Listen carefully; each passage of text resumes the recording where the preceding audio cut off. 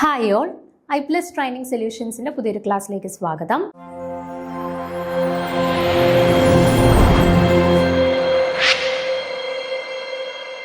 അപ്പോൾ നമ്മൾ ഇന്ന് സ്റ്റാർട്ട് ചെയ്യാൻ പോകുന്ന ചാപ്റ്റർ ബയോ ഇനോർഗാനിക് കെമിസ്ട്രി എന്ന് പറഞ്ഞ ചാപ്റ്ററാണ്. അപ്പോൾ അതിനകത്ത് നമുക്ക് അധികം പോർഷൻസ് ഒന്നും ഇല്ല, പക്ഷേ കുറച്ച് ഇമ്പോർട്ടൻ്റ് ആയിട്ടുള്ള പോർഷൻസും ഉണ്ട് നമ്മുടെ സിലബസിൽ കൊടുത്തിട്ടുണ്ട്. നമുക്ക് സ്ഥിരമായിട്ട് പല എക്സാംസിനും ചോദ്യങ്ങൾ വരുന്ന കുറച്ച് വളരെ ഇമ്പോർട്ടൻ്റ് ആയിട്ടുള്ള പോർഷൻസ് ആണ് നമ്മുടെ സിലബസിൽ കൊടുത്തിട്ടുള്ളത്. ഹീമോഗ്ലോബിൻ, മയോഗ്ലോബിൻ, പിന്നെ അതുപോലെ തന്നെ നമ്മുടെ sodium potassium pump, ferredoxin, rubredoxin, heme proteins, non heme proteins, അങ്ങനെ സ്ഥിരമായിട്ട് ക്വസ്റ്റ്യൻസ് വരുന്ന കുറച്ച് ഏരിയാസ് ആണ് നമുക്ക് ഈ ഒരു സെക്ഷനിൽ ഡിസ്കസ് ചെയ്യാനായിട്ടുള്ളത്. അപ്പോൾ നമുക്ക് തുടങ്ങാം. അപ്പോൾ ആദ്യം എന്താണ് ബയോ ഇനോർഗാനിക് കെമിസ്ട്രി, ജസ്റ്റ് ഒരു ഇൻട്രൊഡക്ഷൻ നോക്കാം. Bio inorganic chemistry deals with the chemistry of life. നമ്മുടെ ജീവൻ അല്ലെങ്കിൽ ലൈഫുമായിട്ട് ബന്ധപ്പെട്ട എന്താണ് കെമിസ്ട്രി, അതിനെയാണ് നമ്മൾ ബയോ ഇനോർഗാനിക് കെമിസ്ട്രി എന്ന് പറയുന്നത്. It is A field which deals with the interaction between inorganic chemistry and biochemistry. അപ്പോൾ ബയോ ഇനോർഗാനിക് കെമിസ്ട്രി എന്താ, ബയോ കെമിസ്ട്രിയുടെയും ഇനോർഗാനിക് കെമിസ്ട്രിയുടെയും കൂടെ ഒരു കോമ്പിനേഷനാണ്. അതിനെയാണ് നമ്മൾ ബയോ ഇനോർഗാനിക് കെമിസ്ട്രി എന്ന് പറയുന്നത്.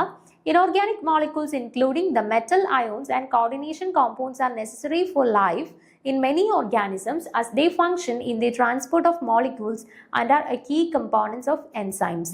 ഇപ്പോൾ ഈ പറയുന്ന ഇനോർഗാനിക് മോളിക്യൂൾസ് എന്ന് പറയുമ്പോൾ അതിനകത്ത് മെറ്റൽ അയോൺസ് വരുന്നുണ്ട്, പല കോർഡിനേഷൻ കോമ്പൗണ്ട്സ് വരുന്നുണ്ട്. ഇവരെല്ലാവരും പല ലിവിങ് ഓർഗാനിസംസിൻ്റെയും ജീവൻ നിലനിർത്താനായിട്ട് വളരെ ആവശ്യമാണ്. കാരണം ഈ പറയുന്ന മെറ്റൽ അയോണുകളും ചില കോർഡിനേഷൻ കോമ്പൗണ്ട്സും എല്ലാം നമ്മുടെ ബോഡിയിൽ നടക്കുന്ന പല ആക്ടിവിറ്റീസിനെയും റെഗുലേറ്റ് ചെയ്യുന്നതിന് വേണ്ടിയിട്ട് വളരെ അത്യാവശ്യമായിട്ടുള്ള ഘടകങ്ങളാണ്. ഓക്കെ, അപ്പോൾ ഇതിൽ ഏതിനെങ്കിലും ഒരു ഡെഫിഷ്യൻസി വരികയാണ് എന്നുണ്ടെങ്കിൽ അത് സ്മൂത്ത് ആയിട്ടുള്ള ഒരു ലൈഫിന് പല പ്രശ്നങ്ങളും ഉണ്ടാക്കാവുന്ന സംഗതികളാണ്. അതുകൊണ്ട് തന്നെ നമ്മുടെ ഒരു ലൈഫ് പ്രോപ്പറായിട്ട് സസ്റ്റെയിൻ ചെയ്ത് മുന്നോട്ട് കൊണ്ടുപോകുന്നതിന് വേണ്ടിയിട്ട് ബയോ ഇനോർഗാനിക് കെമിസ്ട്രിക്ക് വളരെ ഇമ്പോർട്ടൻ്റ് ആയിട്ടുള്ള ഒരു റോളുണ്ട്. ഇനി എന്തൊക്കെയാണ് ആ റോൾസ്, അങ്ങനെയുള്ള കാര്യങ്ങളൊക്കെയാണ് നമ്മൾ ഡിസ്കസ് ചെയ്യാനായിട്ട് പോകുന്നത്. അപ്പോൾ ഫസ്റ്റ് നമ്മുടെ സിലബസിൽ കൊടുത്തിട്ടുള്ള ടോപ്പിക് എന്ന് പറയുന്നത് different metal ions and their Rolls in life.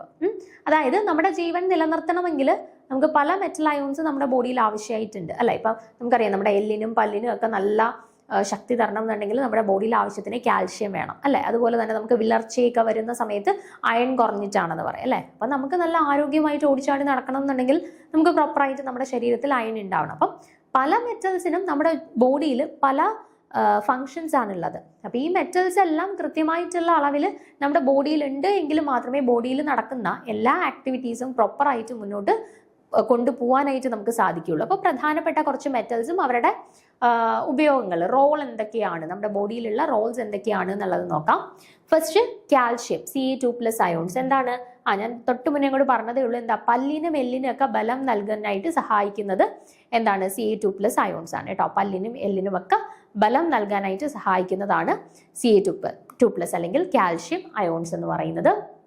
Then Mg2+. Mg2+ എന്ന് പറയുമ്പോൾ used in intercellular activity, that is chlorophyll, photosynthesis etcetera. അതായത് നമ്മുടെ മഗ്നീഷ്യത്തിന്റെ പ്രധാനപ്പെട്ട റോള് പ്ലാന്റ്സിന്റെ കേസിലാണെന്നുണ്ടെങ്കിൽ ഫോട്ടോസിന്തസിസുമായിട്ട് ബന്ധപ്പെട്ട്, അതായത് ഫോട്ടോസിന്തസിസ് പ്ലാന്റ്സിന്റെ ക്ലോറോഫിൽ വെച്ചിട്ടാണ് ഫോട്ടോസിന്തസിസ് നടക്കുന്നത്, അല്ലേ? അപ്പോൾ ക്ലോറോഫിലിനകത്ത് ഇൻവോൾവ് ചെയ്യുന്ന മെറ്റൽ അയോൺസ് ആണ് Mg2+. സോ പ്ലാന്റ്സിന്റെ കേസിൽ അവരുടെ ഫോട്ടോസിന്തസിസ് പ്രോപ്പറായിട്ട് നടക്കണം എന്നുണ്ടെങ്കിൽ അവരുടെ ക്ലോറോഫിലിന്റെ ഒരു പ്രധാന മെറ്റൽ കോൺസ്റ്റിറ്റ്യൂവൻ്റ് ആണ് Mg2+ എന്ന് പറയുന്നത്. അപ്പോൾ Mg2+ന്റെ ലിവിങ് സിസ്റ്റത്തിലുള്ള റോൾ എന്ന് പറയുന്നത് ഫോട്ടോസിന്തസിസുമായിട്ട് ബന്ധപ്പെട്ടിട്ടാണ്, അല്ലെങ്കിൽ ക്ലോറോഫിലുമായിട്ട് ബന്ധപ്പെട്ടിട്ടാണ്.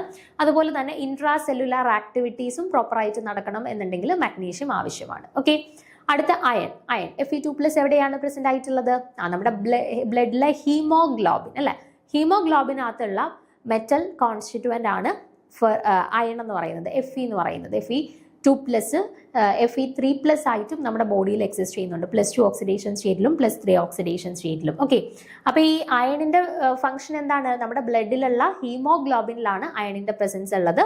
അവർ ഓക്സിജൻ ട്രാൻസ്പോർട്ടിന് വളരെ അത്യാവശ്യമാണ്. അതുപോലെ തന്നെ ഇലക്ട്രോൺ ട്രാൻസ്ഫർ പ്രോസസ്സുകളിലും അയണ് ഇൻവോൾവ് ചെയ്യുന്നുണ്ട്. അപ്പം എന്താണ്, നമ്മുടെ ബോഡിയിൽ നടക്കുന്ന ഓക്സിജൻ ട്രാൻസ്പോർട്ട് പ്രോപ്പറായിട്ട് നടക്കണം എന്നുണ്ടെങ്കിൽ നമ്മുടെ ശരീരത്തിൽ ആവശ്യത്തിന് അയൺ വേണം. അപ്പോൾ അയണിന്റെ ഡെഫിഷ്യൻസി വരികയാണെന്നുണ്ടെങ്കിൽ നമ്മുടെ ബോഡിയിൽ പ്രോപ്പറായിട്ട് ഓക്സിജന്റെ ട്രാൻസ്ഫറൻസ് നടക്കാണ്ട് വരും.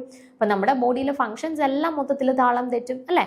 അപ്പം നമ്മുടെ ബോഡിയിൽ ഓക്സിജന്റെ ട്രാൻസ്ഫറിനായിക്കോട്ടെ അല്ലാന്നുണ്ടെങ്കിൽ ഇലക്ട്രോൺസിന്റെ ട്രാൻസ്ഫറിനായിക്കോട്ടെ ഇതിനെല്ലാം ആർക്കൊരു പ്രധാനപ്പെട്ട റോളുണ്ട്?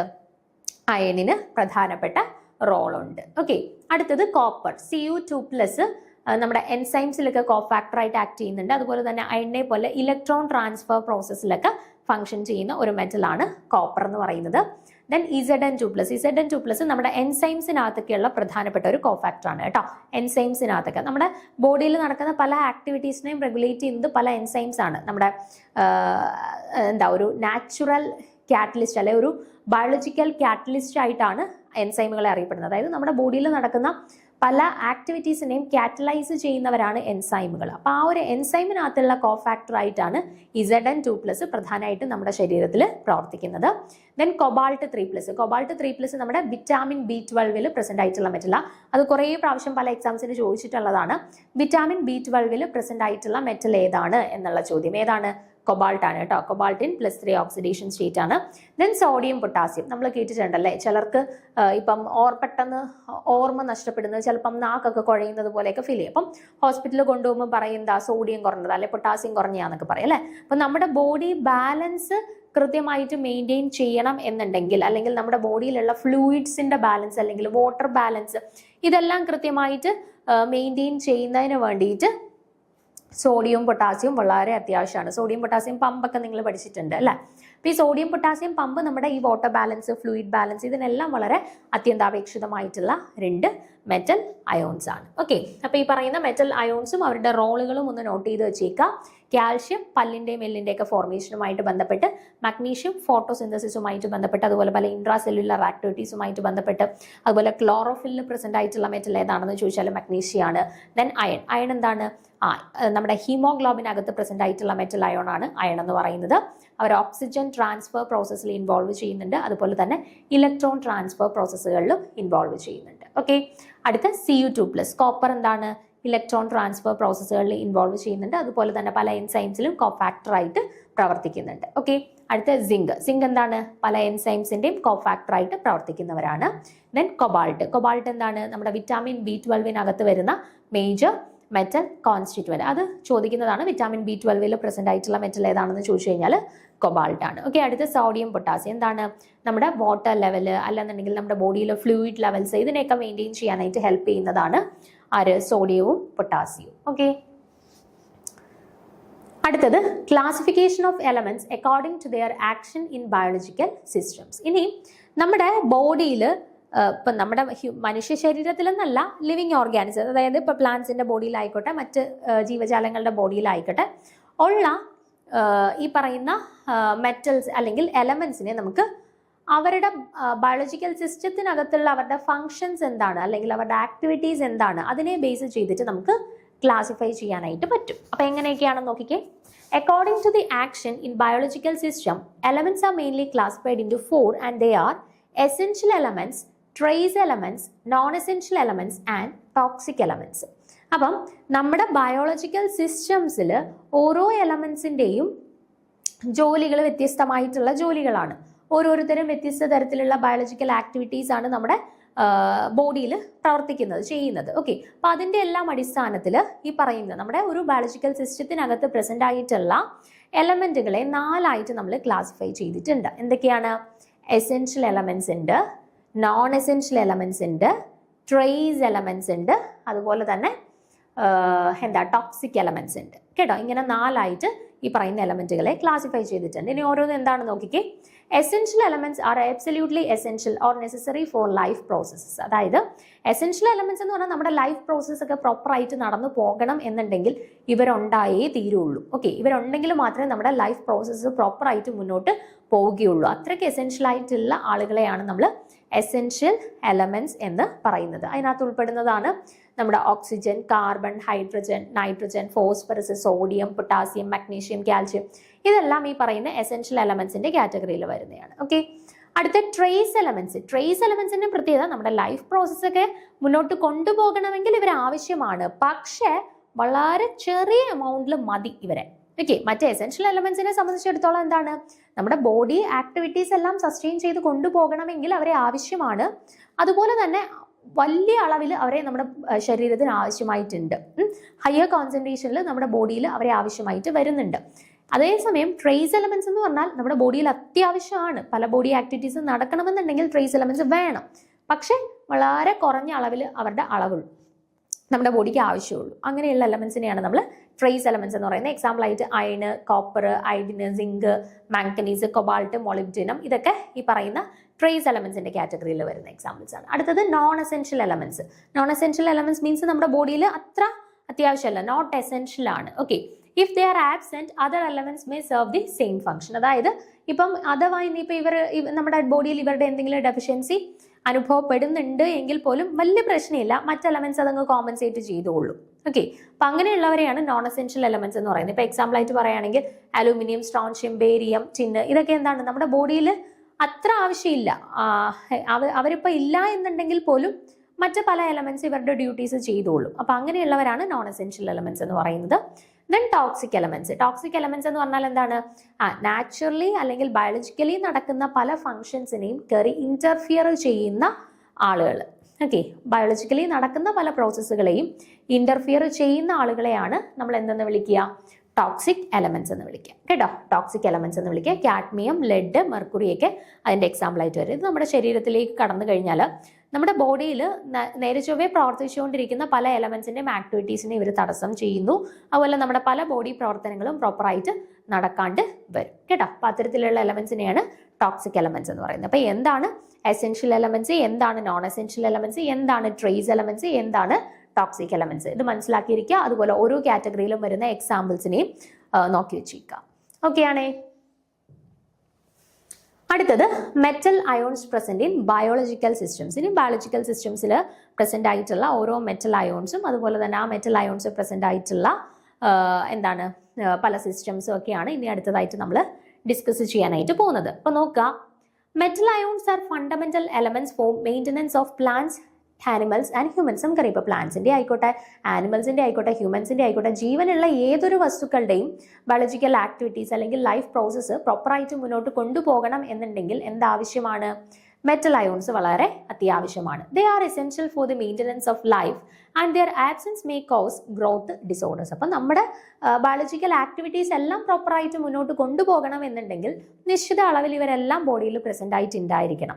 അല്ല, ഇനി ഇവരിൽ ഏതെങ്കിലും ഡെഫിഷ്യൻ്റ് ആവുകയാണ് എന്നുണ്ടെങ്കിൽ പലതരത്തിലുള്ള ഗ്രോത്ത് ഡിസോർഡേഴ്സ് അല്ലെങ്കിൽ പ്രോപ്പറായിട്ടുള്ള ഒരു ഗ്രോത്ത് നടക്കാതെ വരുന്ന അവസ്ഥ, അങ്ങനെ പല പ്രശ്നങ്ങളും നമുക്ക് അഫക്റ്റ് ചെയ്തേക്കാം. Okay, iron, manganese, magnesium and zinc are the major metal ions present in the biological system. അപ്പോൾ നമ്മുടെ ഒരു ബയോളജിക്കൽ സിസ്റ്റം അകത്ത് പ്രസന്റ് ആയിട്ടുള്ള പ്രധാനപ്പെട്ട മെറ്റൽ അയോൺസ് എന്ന് പറയുന്നത്, മേജർ മെറ്റൽ അയോൺസ് എന്ന് പറയുന്നത് അയൺ, മാംഗനീസ്, മഗ്നീഷ്യം, സിങ്ക്. കേട്ടോ, ഇത് 4 പ്രധാനപ്പെട്ട മെറ്റൽ അയോൺസ് ആണ്. നമ്മുടെ ബയോളജിക്കൽ സിസ്റ്റംസിനകത്ത് പ്രസന്റ് ആയിട്ടുള്ള 4 പ്രധാനപ്പെട്ട മെറ്റൽ അയോൺസ് ആണ് iron, magnesium, manganese and zinc എന്ന് പറയുന്നത്. ഇതിൽ ഏറ്റവും പ്രധാനപ്പെട്ട റോള് വഹിക്കുന്ന ഒരാളാണ് അയൺ. ഓക്കെ, അപ്പൊ എന്തൊക്കെയാണെന്നുള്ളത് നോക്കാം. Copper, cobalt, nickel, മൊളിബ്ഡിനം, tungsten etcetera are minor metal ions present in the biological system. അപ്പോൾ മേജർ മെറ്റൽ അയോൺസ് ഞാൻ പറഞ്ഞു ഏതൊക്കെയാണ്, അയൺ, മാംഗനീസ്, മഗ്നീഷ്യം, സിങ്ക്. ഇവർ 4 പേരാണ് major metal ions present in biological സിസ്റ്റമായിട്ട് പറയുന്നത്. എന്നാൽ മറ്റ് കുറച്ച് ആളുകളും മൈനറായിട്ട് ഉള്ള ആക്ടിവിറ്റീസിൽ ഇൻവോൾവ് ചെയ്യുന്നുണ്ട്. അതായത് അവർ നമ്മുടെ ബോഡിയിൽ ഇല്ലെങ്കിലും പ്രശ്നമില്ല എന്നല്ല, വളരെ കുറച്ചളവിൽ നമ്മുടെ ബോഡിയിൽ ആവശ്യമാണ്, പക്ഷേ അത് വേണം. അങ്ങനെയുള്ള കുറച്ച് പേരൂടെ ഉണ്ട്, മൈനർ മെറ്റൽ അയോൺസ് ഉണ്ട്. അതിനകത്ത് വരുന്നതാണ് നമ്മുടെ കോപ്പർ, കൊബാൾട്ട്, നിക്കൽ, മൊളിബ്ഡിനം, ടങ്സ്റ്റൺ ഒക്കെ. കേട്ടോ, അപ്പം മൈനർ മെറ്റൽ അയോൺസും ഉണ്ട്, മേജർ മെറ്റൽ അയോൺസും നമ്മുടെ ബയോളജിക്കൽ സിസ്റ്റംസിൽ ഫങ്ഷൻസ് എല്ലാം പ്രോപ്പറായിട്ട് കൊണ്ടുപോകുന്നതിന് വേണ്ടിയിട്ട് ഉണ്ട്. അപ്പോൾ ഇനി നമ്മൾ ഈ ബയോളജിക്കൽ സിസ്റ്റംസ് ആയിട്ട് പഠിക്കും. ഇപ്പം നിങ്ങൾ ഇതുവരെ നമ്മൾ പറഞ്ഞ ഇൻട്രൊഡക്ഷൻ ആയിട്ടുള്ള കാര്യമാണ്. നമ്മുടെ ശരീരത്തിൽ ഇതുപോലെ പലതരത്തിലുള്ള മെറ്റൽസ് ഉണ്ട്, പല മെറ്റൽസിനും പല ഡ്യൂട്ടീസ് ആണ് ഉള്ളത്. അതുപോലെ തന്നെ ഈ മെറ്റൽസിനെ എല്ലാം നമുക്ക് പലതരത്തിൽ ക്ലാസിഫൈ ചെയ്യാൻ പറ്റും. അങ്ങനെയുള്ള ജനറൽ ആയിട്ടുള്ള കാര്യങ്ങളാണ് ഇതുവരെ നമ്മൾ പറഞ്ഞത്, അല്ലേ? ഇനി നമ്മൾ മെയിൻ ആയിട്ട് നമ്മുടെ ബയോളജിക്കൽ സിസ്റ്റംസിലോട്ട് കടക്കുകയാണ്. അപ്പോൾ ആദ്യം നമ്മൾ പഠിച്ചിരിക്കേണ്ട ഒരു ടേം ആണ് മെറ്റാലോ പോർഫൈറിൻസ്. എന്താണ് മെറ്റാലോ പോർഫൈറിൻസ്? എന്താണ് മെറ്റാലോ പോർഫൈറിൻസ് എന്ന് പറഞ്ഞാൽ നോക്കിക്കേ, the most important class of metal containing compounds present in the living systems are metalloporphyrins. അപ്പം നമ്മുടെ ലിവിങ് സിസ്റ്റത്തിനകത്ത് ഞാനിപ്പോൾ പറഞ്ഞു പലതരത്തിലുള്ള മെറ്റൽസ് ഉണ്ട്, അയൺ ഉണ്ട്, കോപ്പർ ഉണ്ട്, മാംഗനീസ് ഉണ്ട്, മഗ്നീഷ്യം ഉണ്ട്, സിങ്ക് ഉണ്ട്, ടങ്സ്റ്റൺ ഉണ്ട്, നിക്കൽ ഉണ്ട്, കൊബാൾട്ട് ഉണ്ട് അല്ലെ, പലതരത്തിലുള്ള മെറ്റൽസ് ഉണ്ട്. അപ്പം മെറ്റൽ കണ്ടൈനിങ് കോമ്പൗണ്ട്സ്, നമ്മുടെ ശരീരത്തിലുള്ള മെറ്റൽ കണ്ടൈനിങ് കോമ്പൗണ്ട്സ് അവരാണ് എന്ത്, മെറ്റാലോ പോർഫൈറിൻസ് എന്ന് പറയുന്നത് കേട്ടോ. നമ്മുടെ ശരീരത്തിലുള്ള ഡിഫറെന്റ് മെറ്റൽ കണ്ടൈനിങ് കോമ്പൗണ്ട്സ് അതിനെയാണ് മെറ്റാലോ പോർഫൈറിൻസ് എന്ന് പറയുന്നത്. They are complex compounds formed by the combination of metal ions and porphyrin ligands. അപ്പം നമ്മുടെ കോർഡിനേഷൻ കോമ്പൗണ്ട്സ് ഒക്കെ നമുക്കറിയുന്നുണ്ട്. കോർഡിനേഷൻ കോമ്പൗണ്ട്സിലെല്ലാം ഒരു സെൻട്രൽ മെറ്റൽ അയോൺ കാണും, അതിനെ സറൗണ്ട് ചെയ്തിട്ട് ലിഗാൻഡ്സ് ഉണ്ടായിരിക്കും അല്ലെ. അതുപോലെ തന്നെ ഈ പറയുന്ന ലിവിങ് സിസ്റ്റംസിലെല്ലാം ഒരു സെൻട്രൽ പൊസിഷനിൽ ഒരു മെറ്റൽ അയോൺ ഉണ്ടായിരിക്കും, അതിനെ സറൗണ്ട് ചെയ്തിട്ട് ഡിഫറെന്റ് ലിഗാൻഡ്സും ഉണ്ടായിരിക്കും. അപ്പം ഈ മെറ്റാലോ പോർഫൈറിൻസ് എന്ന് പറഞ്ഞാൽ തന്നെ എന്താണ്, ദേ ആർ കോംപ്ലെക്സ് കോമ്പൗണ്ട്സ്. എങ്ങനെ ഫോം ചെയ്ത്, by the combination of metallic ions and porphyrin ligands. Metal അയോൺസും പോർഫൈറിൻ എന്ന് പറയുന്ന ലിഗാൻഡുകളൂടെ ചേർന്ന് ഫോം ചെയ്തിട്ടുള്ള എന്താണ്, കോംപ്ലെക്സ് ആയിട്ടുള്ള കോമ്പൗണ്ട്സ് ആണ്, ലിവിങ് സിസ്റ്റംസിലുള്ള കോംപ്ലെക്സ് കോമ്പൗണ്ട്സ് ആണ് ഈ പറയുന്ന മെറ്റാലോ പോർഫൈറിൻസ് എന്ന് പറയുന്നത്. Porphyrins are the derivatives of porphin which contains 4 pyrrole-like rings linked by 4 CH bonds. അപ്പോൾ porphyrins എന്ന് പറഞ്ഞാൽ എന്താണ്, അതിനകത്ത് 4 ഇതുപോലെയാണ്, പൈറോളിന്റെ പോലെയുള്ള ഏകദേശം 4 റിങ്ങുകൾ ഉണ്ട്. ഓക്കെ, പൈറോൾസിന് സിമിലർ ആയിട്ടുള്ള 1 2 3 4 4 റിങ്സ് ഉണ്ട്. ആൻഡ് ആ 4 റിങ്സിനെ 4 CH ബോൺസ് വഴി പരസ്പരം കണക്ട് ചെയ്ത് നിർത്തിയിരിക്കുന്നു. നോക്കിക്കേ, 1 2 3 4 4 പൈറോൾ ലൈക്ക് റിങ് ഉണ്ട്. ആൻഡ് ആ പൈറോൾ ലൈക്ക് റിങ്ങിനെ 1 2 3 4 4 CH ബോൺസ് വഴി പരസ്പരം കണക്ട് ചെയ്ത് നിർത്തിയിരിക്കുന്നു. ഏകദേശം അതുപോലെയുള്ള ഒരു സ്ട്രക്ചറാണ് ഈ പോർഫൈറിൻ റിങ്ങിന് വരുന്നത്. ഓക്കെ, അപ്പൊ ഈ മെറ്റൽ അയോൺസുമായിട്ട് ഈ പറയുന്ന പോർഫൈറിൻ റിങ്സ് ആണ് ലിഗാൻഡ് ആയിട്ട് പ്രവർത്തിച്ചുകൊണ്ട് ഒരു കോംപ്ലെക്സ് മെറ്റൽ അയോൺസ് ഫോം ചെയ്യുന്നത്. അതിനെയാണ് മെറ്റാലോ പോർഫൈറിൻസ് എന്ന് പറയുന്നത്. Okay, the porphyrin structure contains a central 16-membered ring which consists of 12 carbon atoms and 4 nitrogen atoms contributed by 4 pyrrole rings. അപ്പോൾ ഈ പോർഫൈറിന്റെ സ്ട്രക്ചറിനെ കുറിച്ചിട്ടുള്ള ഡീറ്റെയിൽസ് നിങ്ങളുടെ മനസ്സിൽ ഉണ്ടാവണം. ഒന്നാമത്തെ കാര്യം ഓർത്ത് വെച്ചേക്കുക, നമ്മുടെ porphyrin റിങ്ങിനകത്ത് 4 pyrrole like rings present ആയിട്ടുണ്ട്. Okay, 4 pyrrole like rings present ആയിട്ടുണ്ട്. ആൻഡ് ഈ പൈറോൾ ലൈക്ക് റിങ്സിനെ പരസ്പരം കണക്ട് ചെയ്യുന്നതിന് വേണ്ടിയിട്ട് 4 CH ബോൺസും ഇവരുടെ കയ്യിൽ ഉണ്ടായിരിക്കും. ഓക്കെ, പിന്നെ അറിഞ്ഞിരിക്കേണ്ട കാര്യം, ഇവിടെ മൊത്തത്തിൽ 16 മെമ്പേർഡ് റിംഗ് ആണ്. ഇത് എണ്ണി നോക്കിക്കഴിഞ്ഞാൽ ഒരു 16 മെമ്പേർഡ് റിംഗ് ആണ്. ഈ 16 മെമ്പേർഡ് റിങ്ങിനകത്ത് ഏകദേശം 12 എണ്ണം കാർബൺ ആറ്റംസും റിമൈനിങ് 4 എണ്ണം എന്താണ്, 1 2 3 4 4 നൈട്രജൻസും ആണ്. ഓക്കെ, അപ്പോൾ ഒരു 16 മെമ്പേർഡ് റിങ്ങിനകത്ത് 12 കാർബൺസും 4 നൈട്രജൻസും അടങ്ങിയിട്ടുണ്ട്. ആൻഡ് ഈ 4 നൈട്രജൻസ് എവിടുന്നാ വരുന്നത്, ഓരോ പൈറോൾ റിങ്ങിൽ നിന്നും ഓരോ നൈട്രജൻ വെച്ചിട്ട് 4 നൈട്രജൻസ്. ഇതാണ് നമ്മുടെ പോർഫൈറിൻ റിങ്ങിന്റെ ഒരു ഓവറോൾ ഘടന എന്ന് പറയുന്നത്. The hole in the center of the porphyrin ring can accommodate metal ions of first transition series. ഇനി ഈ പോർഫൈറിൻ റിങ്ങിന്റെ സെൻട്രലായിട്ട് നിങ്ങൾക്ക് എന്ത് കാണാനായിട്ട് പറ്റും, ഹോൾ ഉണ്ടല്ലോ. ഓക്കെ, ആ ഹോളിലോട്ട് നമുക്ക് ആരെ അക്കോമഡേറ്റ് ചെയ്യാനായിട്ട് പറ്റും, ഫസ്റ്റ് ട്രാൻസിഷൻ സീരീസിലുള്ള മെറ്റൽസിനെ, ഇപ്പൊ അയണ്, കൊബാൾട്ട്, നിക്കൽ പോലെയുള്ള ഫസ്റ്റ് ട്രാൻസിഷൻ സീരീസിലുള്ള എലമെന്റ്സിനെ ഈ പറയുന്ന ഹോളിലോട്ട് അക്കോമഡേറ്റ് ചെയ്യാം. ഓക്കെ, അപ്പം പലതരത്തിലുള്ള മെറ്റൽസ് വന്നിരിക്കുമ്പോൾ പലതരത്തിലുള്ള മെറ്റാലോ പോർഫൈറിൻ റിങ്സ് ഫോം ചെയ്യും. അത് പലതരത്തിലുള്ള ബയോളജിക്കൽ സിസ്റ്റംസിന്റെ ആക്റ്റീവ് ആയിട്ടുള്ള കോംപ്ലക്സുകളായിട്ട് പ്രവർത്തിക്കും. ഓക്കെ, അപ്പം പോർഫൈറിൻ റിങ് എന്താണ് എന്നുള്ളത് ഓർത്തിരിക്കുക. ആദ്യം നമ്മൾ പറഞ്ഞത് മെറ്റാലോ പോർഫൈറിൻസ്. മെറ്റാലോ പോർഫൈറിൻസ് എന്ന് പറയുമ്പോൾ എന്താണ്, മെറ്റൽസിനെ സറൗണ്ട് ചെയ്തിട്ട് പോർഫൈറിൻ ലിഗാൻഡ്സ് വരുന്നു. അതൊരു കോംപ്ലക്സ് കോമ്പൗണ്ട്സ് ആയിട്ട് മാറുന്നു. അവര് നമ്മുടെ ലിവിങ് സിസ്റ്റത്തിലുള്ള പല പ്രവർത്തനങ്ങളെയും കോർഡിനേറ്റ് ചെയ്ത് മുന്നോട്ട് കൊണ്ടുപോകുന്നവരാണ്. ഓക്കെ, ഇനി പോർഫൈറിൻ റിങ്ങിന്റെ സ്ട്രക്ചർ പറയുകയാണെന്നുണ്ടെങ്കിൽ ഏകദേശം 4 പൈറോളിലേക്ക് റിങ്സ് ഉണ്ട്. അതിനെ തമ്മിൽ 4 CH ബോൺസ് വഴി പരസ്പരം കണക്ട് ചെയ്ത് നിർത്തിയേക്കാണ്. ദെൻ അതിന്റെ സെൻട്രൽ പൊസിഷൻ ഉണ്ട്. ആ സെൻട്രൽ പൊസിഷനിലുള്ള ഹോളിലേക്കാണ് മെറ്റൽസ് വന്നിട്ട് ഓക്കുപ്പൈ ചെയ്യുന്നത്. ദെൻ ഈ പോർഫൈറിന്റെ ഘടന നോക്കുകയാണെങ്കിൽ ഒരു 16 മെമ്പേർഡ് റിംഗ് ആണ്. അതിനകത്ത് ഒരു 12ഓളം കാർബൺ ആറ്റംസും ഈ 4 പൈറോൾ റിങ്സിൽ നിന്ന് വരുന്ന 4 നൈട്രജൻ ആറ്റംസും ഇൻക്ലൂഡഡ് ആയിട്ടുണ്ട്. ഓക്കെ, അപ്പൊ ഇതാണ് ഒരു പോർഫൈറിൻ റിങ്ങിന്റെ ഏകദേശ ഘടന എന്ന് പറയുന്നത്. Okay, the hole in the center of the porphyrin ring can accommodate the metal atoms of the first transition series. Thus, the porphyrins can combine with the metals like iron, magnesium, zinc, nickel, cobalt, copper, silver, etc. അപ്പം ഈ പോർഫൈറിൻസിനകത്ത് ഞാൻ പറഞ്ഞു പലതരത്തിലുള്ള മെറ്റൽസിനെ accommodate ചെയ്യാൻ പറ്റും എന്ന് പറഞ്ഞു. Okay, ഈ മെറ്റൽസ് എന്തൊക്കെയാവാം? അയൺ ആവാം, മാഗ്നീഷ്യം ആവാം, കൊബാൾട്ട് ആവാം, കോപ്പർ ആവാം, സിങ്ക് ആവാം, നിക്കൽ ആവാം, ഏത് മെറ്റൽസ് വേണേലും ആവാം കേട്ടോ, ആ സെൻട്രലിൽ വന്നിട്ട് ഒക്കുപ്പൈ ചെയ്യുന്നത്. Okay, most important metallo porphyrins are those containing iron and magnesium. അപ്പം നമ്മൾ പറഞ്ഞു ഈ പറയുന്ന പോർഫൈറിൻ റിങ്ങിന്റെ സെൻട്രൽ പൊസിഷനിലുള്ള ഹോളിൽ പലതരത്തിലുള്ള മെറ്റൽസിനെ അക്കോമഡേറ്റ് ചെയ്യാം. അയണിനായിക്കോട്ടെ, മെഗ്നീഷ്യത്തിനായിക്കോട്ടെ, സിങ്കിനായിക്കോട്ടെ, കൊബാൾട്ടിനായിക്കോട്ടെ, കോപ്പറിനായിക്കോട്ടെ, നിക്കലിനായിക്കോട്ടെ.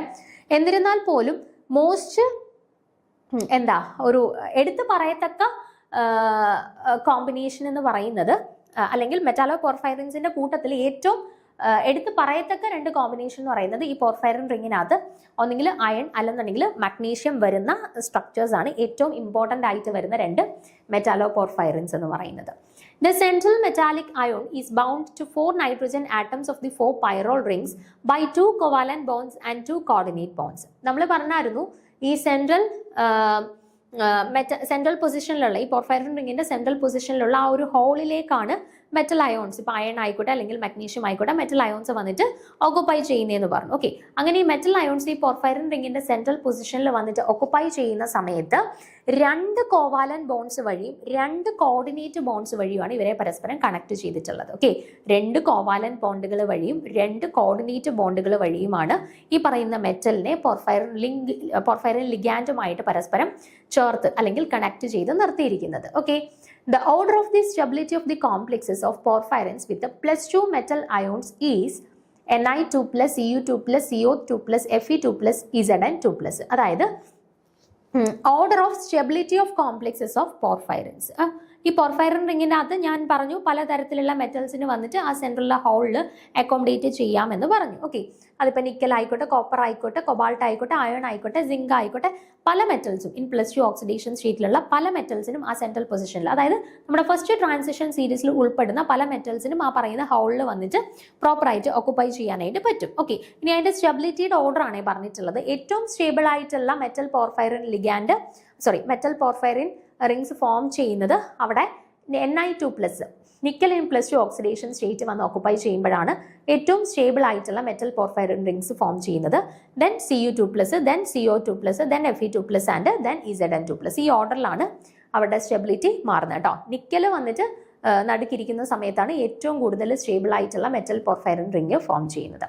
പിന്നെ ഓർത്തിരിക്കേണ്ട കാര്യം, ഏറ്റവും സ്റ്റേബിൾ ആയിട്ടുള്ളത് നിക്കൽ വന്നിരിക്കുമ്പോഴാണ് എങ്കിൽ പോലും നമ്മുടെ മെയിൻ ആയിട്ടുള്ള മെറ്റൽ പോർഫൈറിൻ റിങ്സ് എന്ന് പറയുന്നത് നിക്കൽ പോർഫൈറിൻ റിങ്സ് അല്ല, അയൺ പോർഫൈറിൻ റിങ്സും അതുപോലെ തന്നെ മഗ്നീഷ്യം പോർഫൈറിൻ റിങ്സും ആണ് ഏറ്റവും കോമൺ ആയിട്ടുള്ളത്, അല്ലെങ്കിൽ വളരെ കുറച്ചുകൂടി ഇമ്പോർട്ടൻറ്റ് റോൾസ് ക്യാരി ചെയ്യുന്ന രണ്ട് മെറ്റൽ പോർഫൈറിൻ റിങ്സ് എന്ന് പറയുന്നത് ഈ സെൻട്രൽ പൊസിഷനിൽ അയണും അതുപോലെ തന്നെ മഗ്നീഷ്യം വന്ന് കോർഡിനേറ്റ് ചെയ്യുന്ന സമയത്താണ്. Okay, the most important metal complexes of the porphyrins are chlorophyll and heme. Okay, അപ്പം ഞാൻ പറഞ്ഞു ഈ പോർഫൈറിൻ റിങ്സിൽ സെൻട്രൽ ആ ഒരു ഹോളിൽ അയണും അതുപോലെ തന്നെ മഗ്നീഷ്യവും ആണ് ഏറ്റവും ഇമ്പോർട്ടൻ്റ്ലി, അല്ലെങ്കിൽ മോസ്റ്റ് നമുക്ക് നമ്മുടെ ലിവിങ് സിസ്റ്റത്തിൽ ഏറ്റവും പ്രധാനപ്പെട്ട രണ്ട് കോംപ്ലക്സുകളുടെ ഫോർമേഷനിൽ ഇൻവോൾവ് ചെയ്യുന്നതെന്ന് പറഞ്ഞു അല്ലേ. അപ്പോൾ ഈ പോർഫൈറിൻ റിങ്സിൻ്റെ നടുക്ക് സെൻട്രലായിട്ട് അയൺ ആണ് മെറ്റലായിട്ട് വന്ന് ഓക്കുപ്പൈ ചെയ്യുന്നത് എന്നുണ്ടെങ്കിൽ നമ്മൾ അവരെ ഹീം എന്നാണ് വിളിക്കുക കേട്ടോ. ഹീം എന്നാണ് ആ മെറ്റൽ കോംപ്ലക്സുകളെ വിളിക്കുക.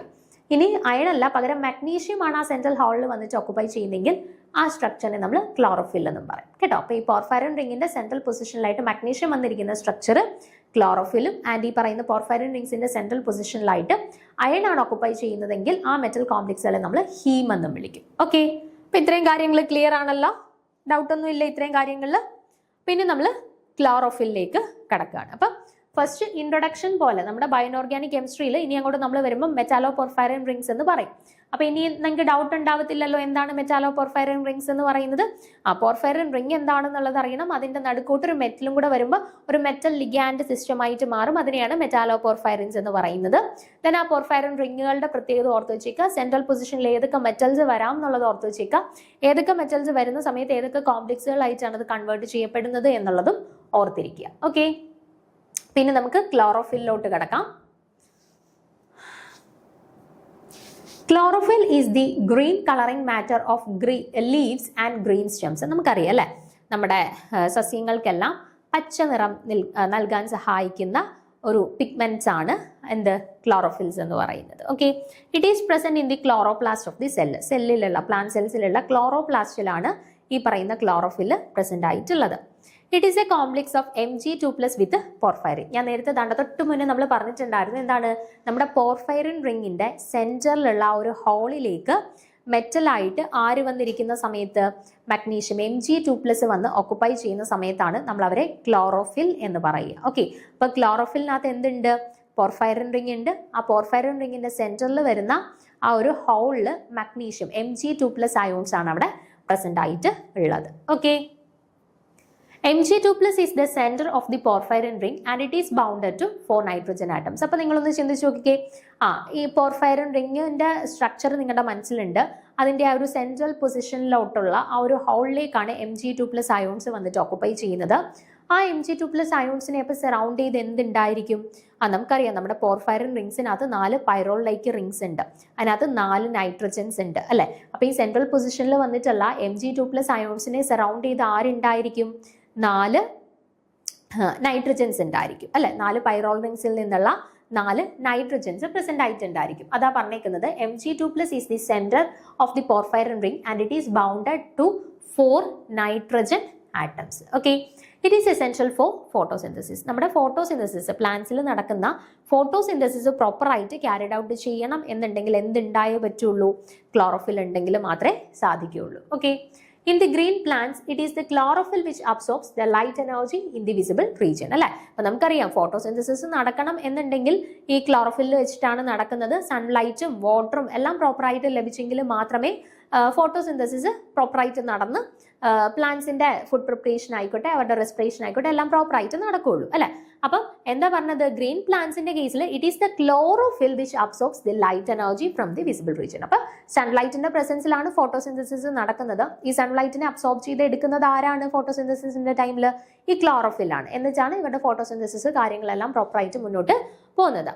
Other metals which are involved in the minor way in the process of photosynthesis are iron, manganese and copper. അപ്പോൾ ഫോട്ടോസിന്തസിസിൽ ഇൻവോൾവ് ചെയ്യുന്ന മേജർ മെറ്റൽ ഏതാണെന്ന് ചോദിച്ചാൽ ഏതാണ്?